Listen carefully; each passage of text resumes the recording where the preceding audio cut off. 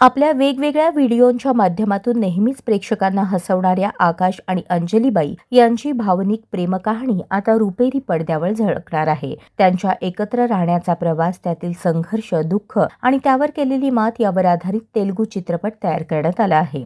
Social मीडियावर अंजलीबाई म्हणून ओळखले जाणारे आकाश आणि अंजली यांचे व्हिडिओ मोठ्या प्रमाणावर व्हायरल झाले. लोकांनी त्यांचे व्हिडिओ आवडीने पाहिले आणि त्यांचे फॉलोअर्स झपाट्याने वाढले. मात्र त्यांच्या लग्नानंतर काही दिवसांनीच अंजलीला ब्रेन ट्यूमर म्हणजेच मेंदूचा कर्करोग झाल्याचे समोर आले. त्यासोबत तिला अर्धांगवायूचा झटकाही आला.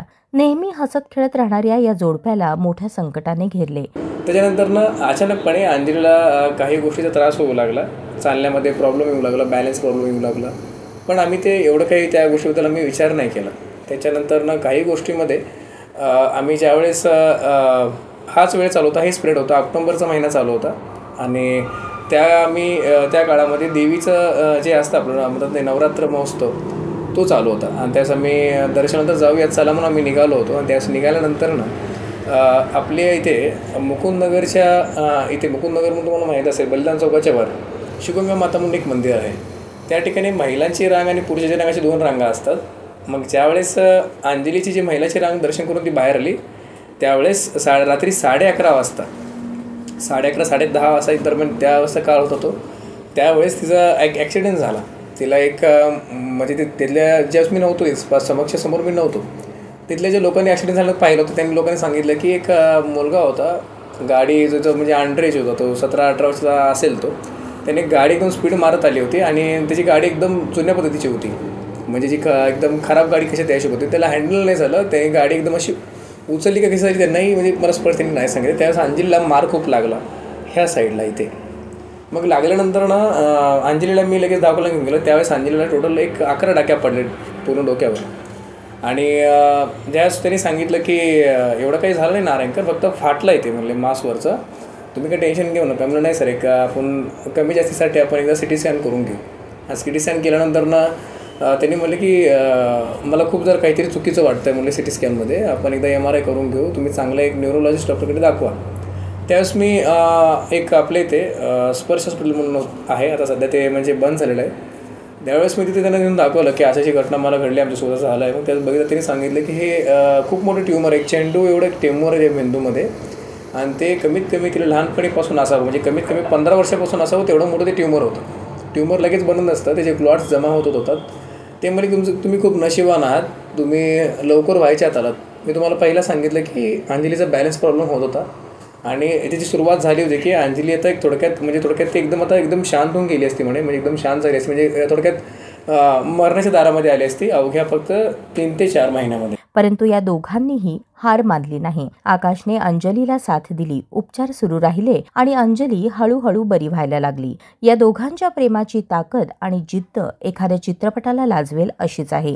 मग तिथून जे आम्ही खरं तर प्रवास केला, तिथून मी रिपोर्ट जर्मनीला पाठवले, युरोपला पाठवले, महाराष्ट्रामध्ये दाखवले, बेंगलोरला पाठवले, सगळीकडे दाखवलं. पण सगळे डॉक्टर म्हणले की तुम्ही ऑपरेशन करू नका, जर केलात तर खूप कमी चान्सेस ती वाचेल म्हणून, आणि तुम्ही जेवढं तिला प्रेम वगैरे देण्याचा प्रयत्न करा, राहिले तेवढे दिवस तुम्ही दोघं आनंदामध्ये घाला. पण म्हणजे त्यावेळेस मला एक डॉक्टर म्हणून होते विजय जोशी सर, त्यांनी मला एक खूप मोठा दिलासा दिला. ते म्हणले की मी ती रिस्क घ्यायला तयार आहे म्हटले, आणि तू जराही चिंता करू नको, आपण ऑपरेशन करू, झालं तर ती मरेल म्हणले. असं तसं ती महिन्यानंतर 2 महिन्यानंतर मरणार आहे, पण प्रयत्न करून तू बघ तुझे, आणि जर ती मेली तर ते देवाच्या हातात असेल म्हणायचं. आपण दवा के साथ दुआ भी जरूरी आहे जसं म्हणतो ना आपण, ते घटना झाली. आणि त्यावेळेस मला कळालं की ऑपरेशन करणं गरजेचं आहे आणि ऑपरेशन आम्ही केलं.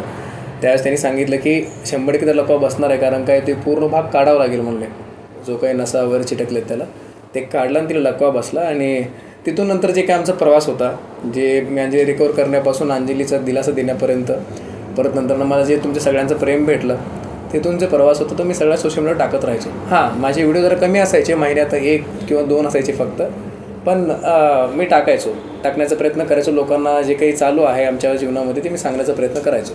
त्यांची ही हृदयस्पर्शी प्रेमकहाणी तेलुगू चित्रपट निर्माते कुमार यांनी मोठ्या पडद्यावर आणली असून या चित्रपटाचं नाव आहे लव यू मुड्डू.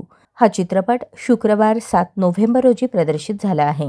1 वर्षाखाली मला कुमार सर, डॉक्टर आपले जे कुमार डायरेक्टर सर आहेत ते मला येऊन भेटले आणि नंतर आपल्या मराठी इंडस्ट्रीचे पण डायरेक्टर मला भेटले. नंतर परत हिंदीमधले पण चांगले मोठमोठे डायरेक्टर मला भेटले की असंच आपल्याला पिक्चर वगैरे बनवायचा आहे. पण त्यावेळेस मी काही तयार नव्हतो. त्यावेळेस जरा त्यांचे म्हणजे म्हणतात ना की काही गोष्टीची शर्ती व अटी होत्या आणि ते मला मान्य नव्हत्या. मी त्यावेळेस म्हणलं मला करायचं नाही आहे. आम्ही नको म्हटलं, तुम्ही करा तुमची मूवी करा, पण त्यामध्ये आमचं नाव किंवा शीर्षक देऊ नका म्हणलं. त्याच्यानंतर मग ते तिथेच थांबलं. नंतर मग कुमार सर आले. त्यांनी मला व्यवस्थितरित्या छान त्यांचे मला काही गोष्टी पटल्या, जे त्यांनी एकदम प्रेमभावने मला बोलले. तिथून नंतर मग आमचा हा प्रवास जो आतापर्यंत मूवी रिलीज झाला तिथपर्यंतचा प्रवास होता. तेलुगू चित्रपटसृष्टी प्रेमकथांना अनोख्या पद्धतीने मांडण्यात अग्रेसर आहे. अनेक तेलुगू चित्रपट विविध भाषांमध्ये डब होतात. त्यामुळे आकाश आणि अंजली यांच्या जीवनावर आधारित हा चित्रपट देखील लवकरच इतर भाषांमध्ये देखील झळकण्याची शक्यता आहे. त्यांच्या प्रेम कहाणीने आता केवळ सोशल मीडियाच नव्हे तर संपूर्ण प्रेक्षकांच्या मनावर राज्य करण्याची तयारी केली आहे. सारखी म्हणजे ज्यावेळेस मी अंजलीला मारायच्या दारातून तिला मी बाहेर काढला, असं तुम्हीच एवढं प्रेमाने मला म्हणता. खरं तर म्हणजे ते तुमचंच खरं सगळ्यांचं प्रेम होतं. ते खरं तर माझं थोडक्यात ते श्रेय होतं. तुमचं जे मला कमेंट यायचे की तू जे करतोय चांगलं करतोयस, तू टेन्शन घेऊ नका, आम्ही तुझ्यासोबत आहोत, तुला काय लागलं तर सांग, आम्ही सगळे आहोत, ते मला खूप मोटिवेशन करायचं. मग मी ते जे आहे ना प्रत्येक व्हिडिओ ते मी अपलोड करत राहायचो. कसं काळजी घ्यायचं, एक लहान बाळाची कशी करायचं. थोडक्यात ते असं म्हणा की मी हिला बायको म्हणण्यापेक्षा एक माझी स्वतःची मुलगी म्हणून जी मी काळजी घेतली ना, ते त्यांना खूप आवडलं आणि ते म्हणले की खूप छान तुम्ही ते केलात. मग त्यांना आय थिंक मला वाटतं की त्याच जोरावर ते माझ्यापर्यंत आले आणि ते आमचं समोरचं पूर्ण संभाषण झालं.